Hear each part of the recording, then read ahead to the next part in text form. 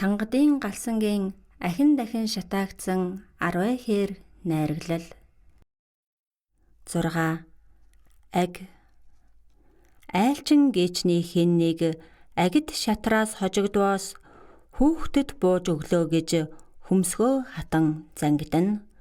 Аархуу гээчний хэн нэг агийг шатраар мадалбаас тэнэг мангуу боол тэнгэрт тэрсэллээ гэж зандарна. Хазгай ёсон дөөгчсөөр агийн ааш эвдэрчээ хад өөрөм хараалыг ерөөлшиг урсгаж зааншжээ.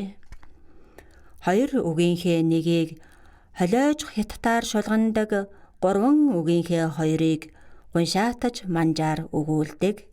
19 залуу бээрэг ноёны аг гин аавынхаа буйнаар ноднон бээжинд ч заларсан ацтан гин. Удам сайт вантан өнгө мөнгөөр дутаагүйч угсаа залган ноён суух үр хүүхэдгүй өтөлжээ. Арга чарга нь хайргатахад адяа гавжийг залжээ. Үнэн учраа тоочин үрийн буян гуйжээ.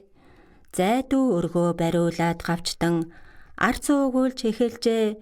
Залуу тунсаг хатныг нь 10 хоног ариулжээ. Тэнгэр хишгээ хайрласнаар шаримгар хатан няраалжээ. Тийхүү мэндэлсэн өрн шатрын хорхоотон аг ажээ.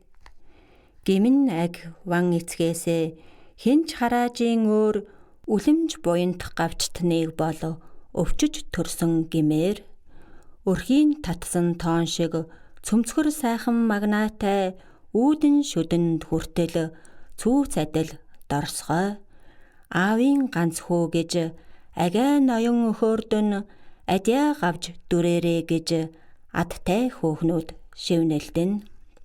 Элбэгжүү найраглалд минь гарах эхэс дээдэс иймэрхүү эрхэм уншигч минь одоо та эгэл доодостой танилцмоо.